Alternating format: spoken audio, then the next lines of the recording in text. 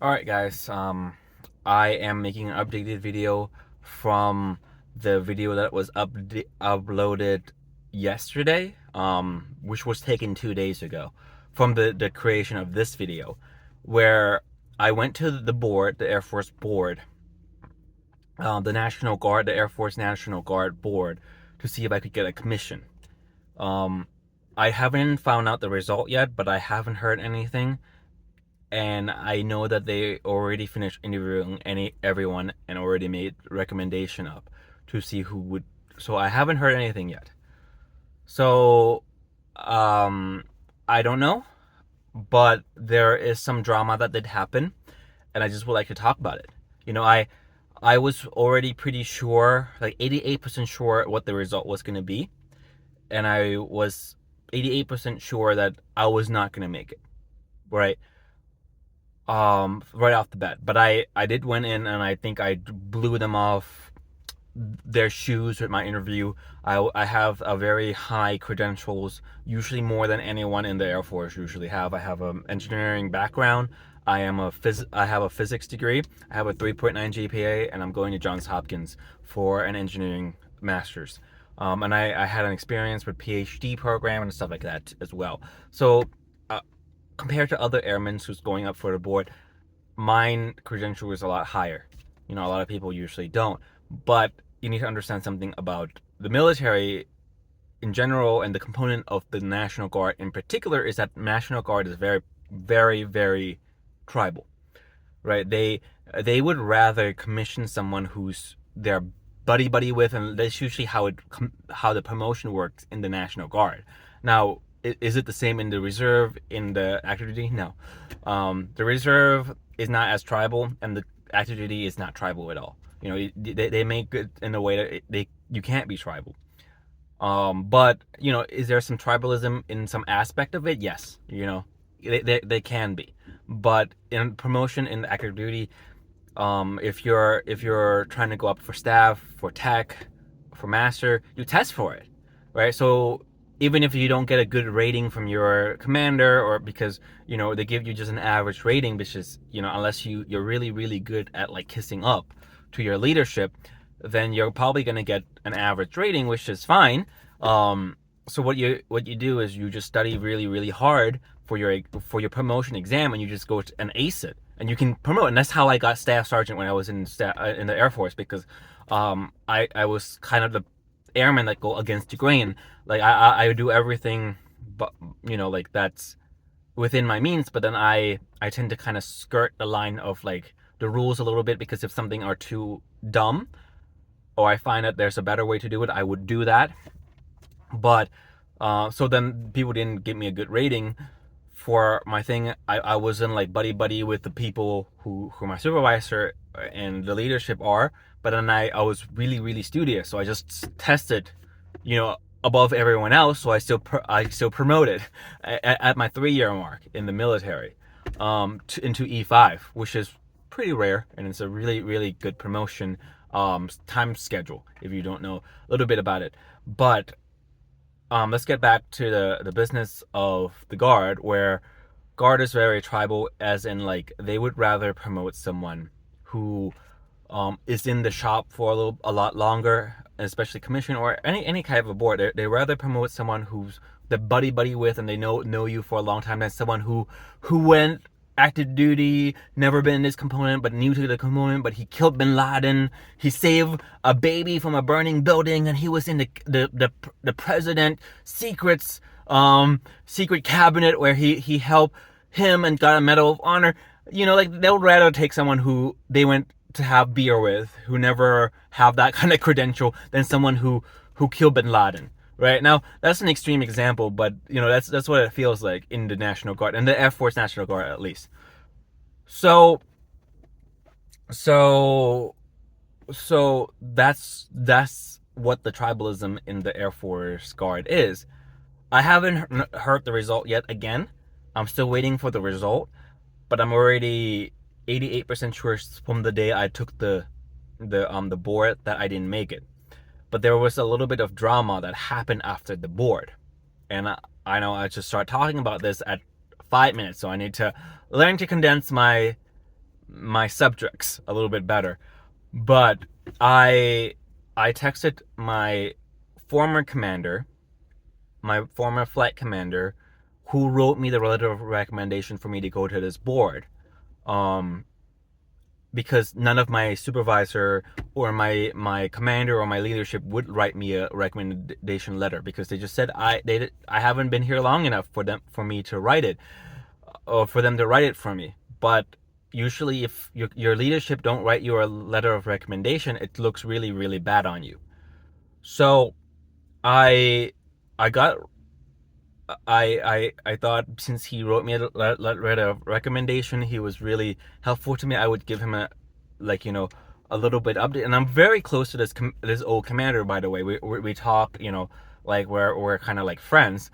And I just kind of, we talk about how tribal the guard is before, and how, like, what the way they wouldn't write me a like recommendation letter is kind of like crappy on their part.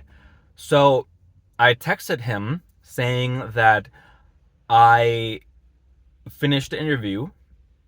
I feel like I knocked them off their shoes. I think I gave the best answers and all these things. I felt like I aced the board.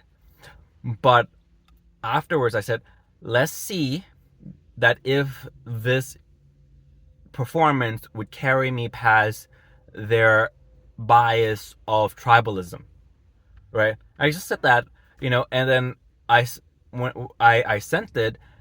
But then when I was leaving the base, after I finished the day, like a couple hours later, I look at my phone again and I just realized that I texted the wrong person. I texted my flight commander, who was on the board. Actually, he was the one on the board, and he's the one who refused to write me the letter of recommendation. He's the one who's evaluating me. And I texted him that he was tribal, like by accident. And I texted him telling that everyone on the panel was tribal. And I was just like, crap. I just want to put a pillow on my face, and I just want to hide from the war and scream, because I'm just like, I just screwed this up so badly. So like after that, I'm pretty sure now, 95% sure, maybe even 99% sure, that I'm not gonna make it. So if I do make it, it's gonna be act of God for sure. But I'm pretty sure I'm not gonna make it now. Like the low chance I had it now, just disappear. So, and that bring me to the other issue where, like, there's a lot of people that would say, oh, well, you should have been professional, and you shouldn't have texted that to begin with. You should have had a better attitude about it. In the military, if you act professional all the time, and you have no outlet to anyone to talk to and to just like complain to, you're gonna kill yourself. You will. There is no if or but about it. If you don't have an outlet that you can talk to someone about the shit that is hitting you in the military, and you have to just keep your mouth shut all the time, you are going to kill yourself. And a lot of people do that in the military. Okay? Because there's a lot of toxicity, there's a lot of things in the military that is going to eat at you slowly.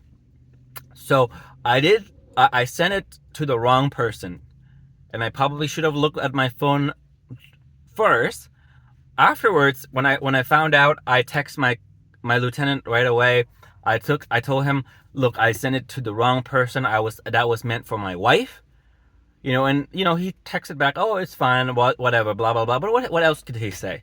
But like in the back of his mind, he's probably like, oh, this guy thinks I'm a certain way, so I'm not going to commission him, kind of thing. So, so I don't want to like go into, too much of a nuances about this kind of situation, but I think it really, really go into this frustration that a lot of people have, especially myself, of commissioning in the Air Force. It seems to me that the military would rather commission someone from the streets, some college students that have never served a day in their life, never sacrificed a day in their life, through an ROTC program. Some college student that went to a party school, who go to a frat party and probably belong to a frat. They would rather commission that than someone who actually put in the time, in the United States military and learn the custom and courtesy, put their head through the sand and the mud like all the other enlisted. Like we make sacrifices, like, and you bring these kind of kids in right out of college, and they don't have to go, and they'll never be told to go and clean the toilet. They'll never be told to go and pick weeds in 110-degree weather. They never was told to go and sweep the rain during a thunderstorm outside.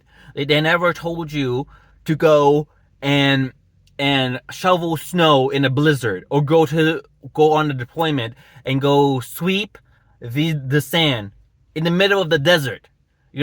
That's just only the tip of the iceberg, right? Like, people, they would rather, like, but I have, right? A lot of people who are enlisted, who are trying to commission, they have, and they understand the rank structure a lot better. They understand the enlisted better, and they could come out with, they have seen how things work, and they could kind of fix what they have saw when they were enlisted. They could kind of relate to the enlisted force better, and they could get a lot more respect from the enlisted that way as well. But no, they rather commission someone who right out of college, who went to a party school, who did ROTC, do drills once in a while, and went on this expedition in the summer to train.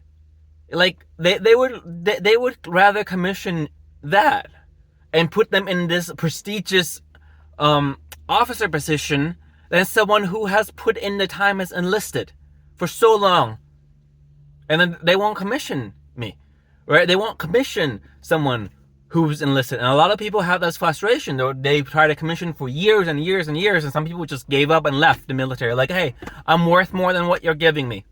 And they just left. And the military is like, oh, and they cry about, oh, why can't we have the retention rate? Why do people keep leaving? Because you rather have someone be the boss of all enlisted, the lowest rank officer, are higher ranking than the highest rank enlisted, right? So they'd rather bring in a boss who's just a party animal, right? And these guys who have put in the time and sacrifice, nope, we're gonna keep you enlisted. Yep, because we already have you in the military. Why would we commission you? We'll put in a little bit amount of slot for you once a year, and then it's a big frustration that I have with the United States military, and it is a long journey for me, and I know I don't know the result as of yet, and I'm still waiting for the result. But to me, I am in a very situation where I'm very frustrated because I have joined the military, the Air Force. I went to basic training camp as enlisted. The first day of enlistment was to sorry, talking a lot. My throat's a little parched. So now I'm getting a little too emotional with my with my voice. So now my throat is telling me to just calm down. But I went into the military day one with the intention to commission.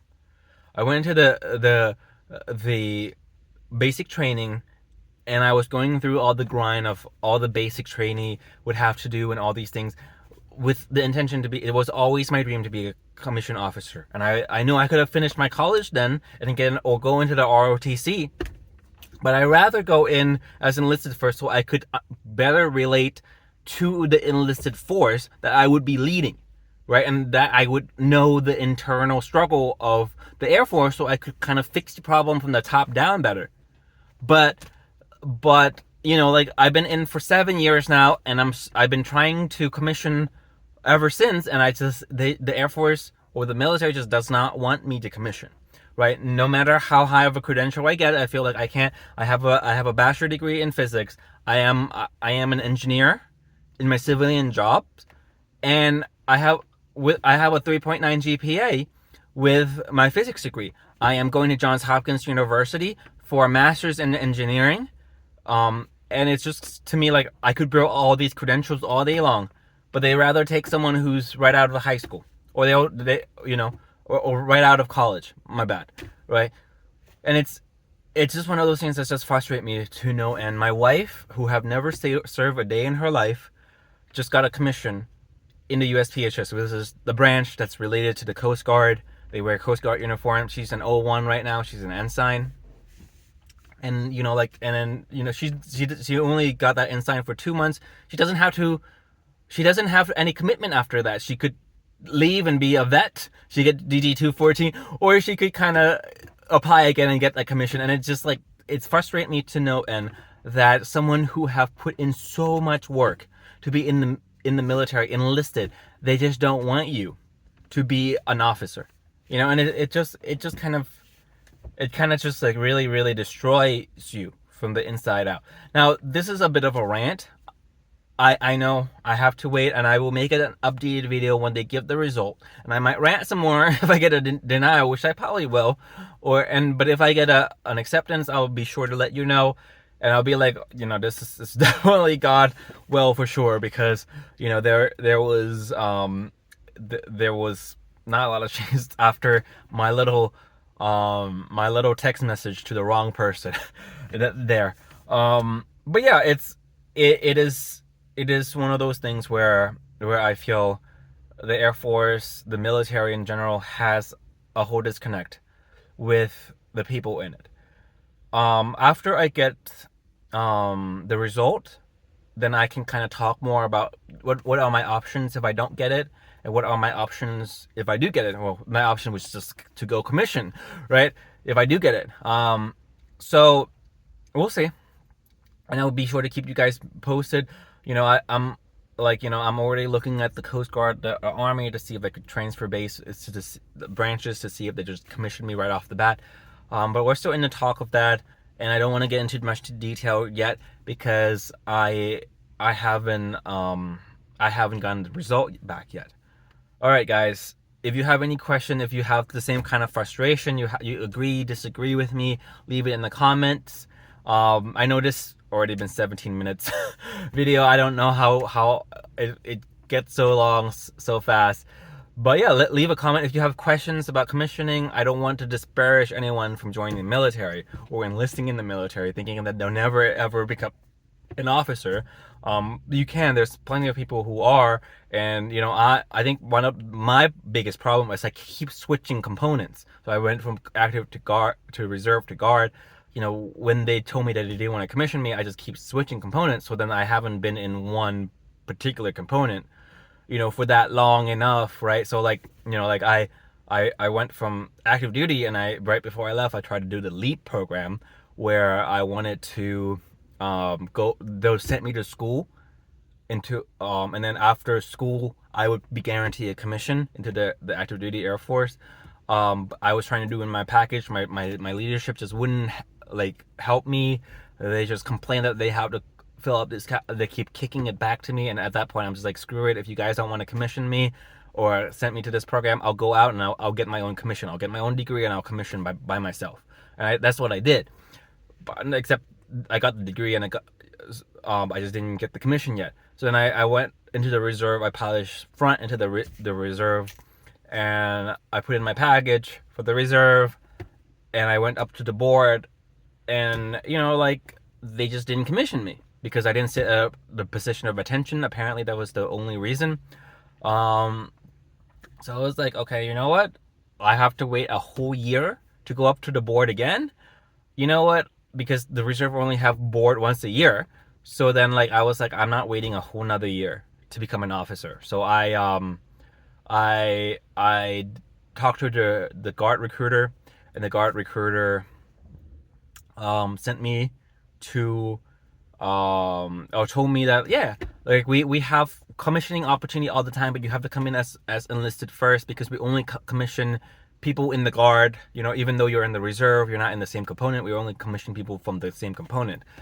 So I was like, okay, if you say it's easier to commission, there's job posting all the time for commissioning every single month, then I'll come over. I come over. The job listing is not every single month. It's only based on availability. And, it could be 3 months or maybe 4 months before you see a job listing, and there's usually only one position, and there'll be 20 applicants for that one position. So I sent in my application. I came in, And the guard was very tribal right off the bat. They're just like, who is this new guy thinking he gets the commission? None of my leadership will write me a recommendation letter, will help me through this kind of process. They just kind of want to yell at me, right? And then I went to the board, and look, it's kind of a crap show at this point. So we'll see. I'll probably just leave to go to the Army, as long as they can just commission me right away, which they said they will. Like that, I don't need to go enlisted first. They'll just send me in as OCS candidate, but I have to go to basic all over again.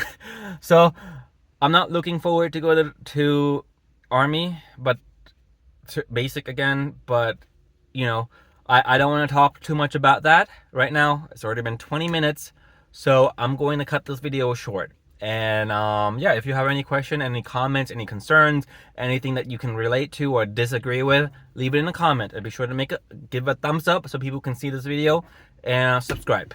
Bye bye.